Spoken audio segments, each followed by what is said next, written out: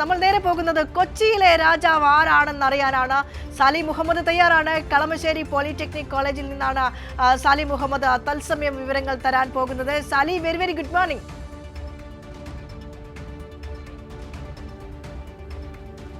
Good morning. എത്ര വോട്ടെണ്ണൽ കേന്ദ്രങ്ങളാണ് ജില്ലയിൽ സജ്ജീകരിച്ചിട്ടുള്ളത്? തിരുവനന്തപുരം കോർപ്പറേഷന്റെ കാര്യം പറഞ്ഞതുപോലെ തന്നെയാണ് കൊച്ചിൻ കോർപ്പറേഷന്റെ കാര്യം. അഭിമാനിക്കാവുന്ന നിരവധി നേട്ടങ്ങളുണ്ട് LDF മുന്നണിക്ക് അവിടെ നിരത്താൻ. അതൊക്കെ നിരത്തിക്കൊണ്ട് തന്നെയാണ് ജനങ്ങളോട് വോട്ട് തേടിയതും. അതേ ആത്മവിശ്വാസം തന്നെയാണ് വോട്ടെടുപ്പിന് ശേഷവും ഇടതു മുന്നണി അവിടെ അവർക്ക് ഓൺ ചെയ്യാനുള്ളതും. അതേ ആത്മവിശ്വാസം തന്നെയാണ്. അപ്പോൾ UDF എങ്ങനെ ചിന്തിക്കുന്നു?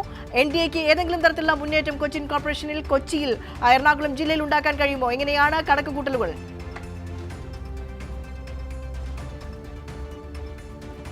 അത് വിനീഷ, 28 കേന്ദ്രങ്ങളാണ് ജില്ലയിൽ ക്രമീകരിച്ചിരിക്കുന്നത്.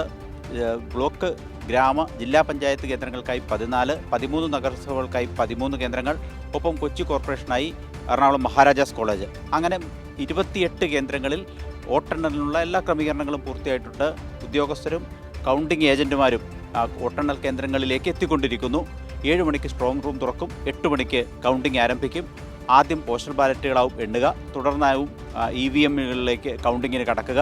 ഏതായാലും ഒരു 8:15 ഇതിൻ്റെ സൂചനകൾ ലഭിച്ചു തുടങ്ങും. 8:30 ആദ്യ റൗണ്ട് പൂർണ്ണമായി ഫലം പുറത്തു വരും എന്നാണ് കരുതുന്നത്. ഒരേ സമയം എല്ലാ തദ്ദേശ സ്ഥാപനങ്ങളിലെയും ആദ്യ ബൂത്തുകൾ എണ്ണിത്തുടങ്ങും എന്നാണ് മനസ്സിലാക്കുന്നത്. അങ്ങനെയാകുമ്പോൾ ഒരു 3-4 ബൂത്തുകളുടെ ഫലം എല്ലാ തദ്ദേശ സ്ഥാപനങ്ങളിൽ നിന്ന് ലഭിച്ചു തുടങ്ങും എന്നതാണ് കാര്യം. അതായത് തുടക്കത്തിൽ തന്നെ ഒരു ട്രെൻഡ് എങ്ങോട്ടാണ് എന്ന് മനസ്സിലാകും ഒരു 8:30 എന്ന് തന്നെ വ്യക്തമാണ്. ഒരു 11 മണിയോടുകൂടി തദ്ദേശ സ്വയംഭരണ സ്ഥാപനങ്ങൾ ആര് ഭരിക്കും എന്ന് വ്യക്തമാണ്. കൊച്ചി കോർപ്പറേഷനെ സംബന്ധിച്ചിടത്തോളം വളരെ പ്രധാനപ്പെട്ടതാണ്. കാരണം എറണാകുളം ജില്ല പൊതുവിൽ UDFന് മേൽക്കൈ അവർ അവകാശപ്പെടുന്ന ഒരു പ്രദേശമാണ്. നമുക്കൊക്കെ അറിയുന്ന പോലെ ജില്ലാ പഞ്ചായത്തിലും ഗ്രാമപഞ്ചായത്തുകളിലും നഗരസഭകളിലും ഭൂരിപക്ഷം തദ്ദേശ സ്ഥാപനങ്ങളും UDF ആയിരുന്നു ഭരിച്ചിരുന്നത്. ബ്ലോക്ക് പഞ്ചായത്തുകളിൽ 14 എണ്ണത്തിൽ 7 വീതമായിരുന്നു ഇരു മുന്നണികൾക്കും ഉണ്ടായിരുന്നത്. പക്ഷേ കോർപ്പറേഷനെ സംബന്ധിച്ചിടത്തോളം ഇടതു ഭരണത്തിലായിരുന്നു. നേരിയ ഭൂരിപക്ഷത്തിനാണ് LDF ഈ നഗരസഭ ഭരിച്ചിരുന്നതെങ്കിലും സുസ്ഥിരമായൊരു ഭരണ സംവിധാനം ഉണ്ടാക്കാൻ LDFന് കഴിഞ്ഞിട്ടുണ്ട്. Mayor M. അനിൽകുമാർ നേതൃത്വം നൽകിയ കൊച്ചി കോർപ്പറേഷൻ മികച്ച വികസനക്ഷേമ പ്രവർത്തനങ്ങൾ നടത്തിയിട്ടുണ്ട് എന്ന കാര്യം രാഷ്ട്രീയ വ്യത്യാസത്തിന് ആളുകൾ അംഗീകരിക്കുന്നുമുണ്ട്. അതൊരു പുതിയ യാഥാർത്ഥ്യമാണ്. ഒട്ടേറെ പദ്ധതികൾ, ലോകശ്രദ്ധ നേടിയ ഒട്ടേറെ പദ്ധതികൾ കൊച്ചിയിലെത്തിയിട്ടുണ്ട്. അത് കൊച്ചി നഗരസഭ നടപ്പാക്കിയതുണ്ട്. സംസ്ഥാന സർക്കാർ നടപ്പിലാക്കിയ ഫണ്ട് ഉപയോഗിച്ച് നടപ്പാക്കിയ പദ്ധതികളുണ്ട്. അങ്ങനെ ഒട്ടേറെ പദ്ധതികൾ, അത് സംസ്ഥാന സർക്കാരിൻ്റേതാണെങ്കിൽ കൊച്ചി മെട്രോ, വാട്ടർ മെട്രോ തുടങ്ങിയ പദ്ധതികൾ, കൊച്ചി കോർപ്പറേഷൻ്റെ ആണെങ്കിൽ ബ്രഹ്മപുരത്തെ മാലിന്യ പ്രശ്നം പരിഹരിച്ചത്, വെള്ളക്കെട്ടുകൾ പരിഹരിക്കാൻ കഴിഞ്ഞത്, ഒപ്പം സമൃദ്ധി പോലുള്ള ക്ഷേമ പദ്ധതികൾ, ഒരാളും ഭക്ഷണമില്ലാതെ നഗരത്തിലുണ്ടാവരുത്, ഭക്ഷണം കഴിക്കാതെ നഗരത്തിലുണ്ടാവരുതെന്ന വിശാല കാഴ്ചപ്പാടോടുകൂടി ആരംഭിച്ച സമൃദ്ധി ഭക്ഷണശാലകൾ, അങ്ങനെ ഒട്ടേറെ വികസന ക്ഷേമ പദ്ധതികൾ കൊച്ചി കോർപ്പറേഷനിൽ നടപ്പിലാക്കാനായി എന്ന ആത്മവിശ്വാസത്തോടെയാണ് ഇടതുമുന്നണി ഈ കൊച്ചി കോർപ്പറേഷനിലേക്ക് തെരഞ്ഞെടുപ്പിനെ നേരിടുന്നത്. ഇവിടെ NDA സംബന്ധിച്ചിടത്തോളം കാര്യമായ റോളില്ല. 5 വാർഡുകളിൽ, 5 ഡിവിഷനുകളിൽ മാത്രമാണ് കൊച്ചി കോർപ്പറേഷനിൽ NDAക്ക് കഴിഞ്ഞ തവണ ഉണ്ടായിരുന്നത്. ആ 5 ഡിവിഷനുകളിൽ തന്നെ ചില ഡിവിഷനുകളിൽ റിബൽ ശല്യമുണ്ട് NDA സംബന്ധിച്ചിടത്തോളം എന്നുള്ളതാണ്. കഴിഞ്ഞ തവണത്തെ അപേക്ഷിച്ച് മറ്റൊരു പ്രധാനപ്പെട്ട ഘടകം, LDF നേരിയ ലീഡ് ഭൂരിപക്ഷത്തിനാണ് കഴിഞ്ഞ തവണ കൊച്ചി കോർപ്പറേഷൻ അധികാരത്തിലിരുന്നതെങ്കിൽ ഇത്തവണ മെച്ചപ്പെട്ട ലീഡോടുകൂടി അധികാരം തുടരാൻ കഴിയും എന്ന പ്രതീക്ഷയാണ് ഇടത് കേന്ദ്രങ്ങൾക്കുള്ളത്. അതിന് പല ഘടകങ്ങളുണ്ട്. ഞാൻ നേരത്തെ സൂചിപ്പിച്ച കോർപ്പറേഷൻ നടപ്പാക്കിയ വികസനക്ഷേമ പദ്ധതികൾ ഒരു വശത്ത്, അതിന് സമാന്തരമായി UDFനുള്ളിലുണ്ടായ ആഭ്യന്തര പ്രശ്നങ്ങൾ, ഏതാണ്ട് 13-14 വാർഡുകളിൽ UDFന് റിബൽ സ്ഥാനാർത്ഥികളുണ്ട് എന്നുള്ളതാണ്. അപ്പോൾ ആ ഡിവിഷനുകളിലൊക്കെ റിബൽ സ്ഥാനാർത്ഥി ശല്യം നേരിട്ടു UDFും കോൺഗ്രസും. വിശേഷിച്ചും കോൺഗ്രസിനായിരുന്നു കൂടുതൽ ഡിവിഷനുകളിൽ റിബൽ ശല്യം ഉണ്ടായിരുന്നത്. ആ റിബൽ ശല്യം UDFനെ വല്ലാതെ വലച്ച ഒരു പ്രതിസന്ധിയാണ് ഈ കൊച്ചി കോർപ്പറേഷനിലുണ്ടായത്. അപ്പോൾ അതടക്കം ഒട്ടേറെ പ്രതിസന്ധികൾ UDF അഭിമുഖീകരിക്കുന്നുണ്ട്.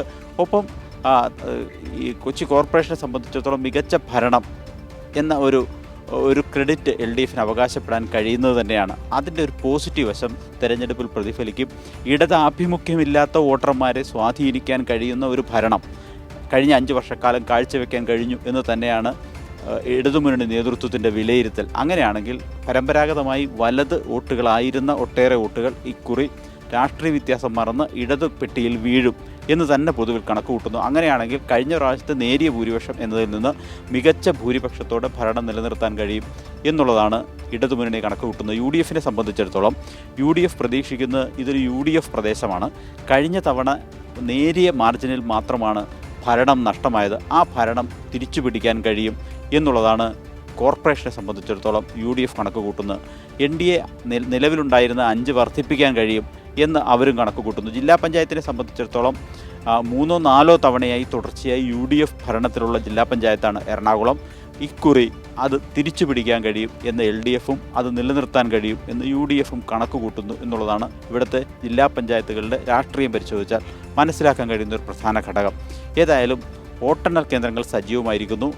ഞാൻ നേരത്തെ സൂചിപ്പിച്ചതുപോലെ 7 മണിക്ക് സ്ട്രോങ് റൂം തുറക്കും, 8 മണിക്ക് കൗണ്ടിങ്ങിലേക്ക് കടക്കും. ആദ്യം പോസ്റ്റൽ ബാലറ്റുകളായിരിക്കും എണ്ണുക, തുടർന്ന് EVM-ലേക്ക് കടക്കും. EVM എണ്ണി തുടങ്ങി ഒരു 10 മിനിറ്റോടുകൂടി ഓരോ ബൂത്തുകളുടെ വീതം ഫലങ്ങൾ പുറത്തു വന്നു തുടങ്ങും. അപ്പോൾ തന്നെ ട്രെൻഡ് നമുക്ക് മനസ്സിലാകും. ഓരോ പ്രത്യേകിച്ചും ഗ്രാമപഞ്ചായത്തുകളുടെ കാര്യത്തിൽ ആദ്യ മണിക്കൂറുകളിൽ തന്നെ ആര് ഭരിക്കും എന്ന് വ്യക്തതയോടെ പറയാൻ കഴിയും.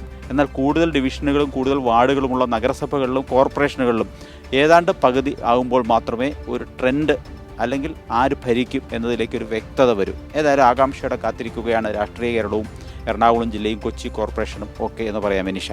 യെസ്, സാലി മുഹമ്മദാണ് കൊച്ചിയിൽ നിന്ന് വിശദാംശങ്ങൾ പങ്കുവച്ചത്.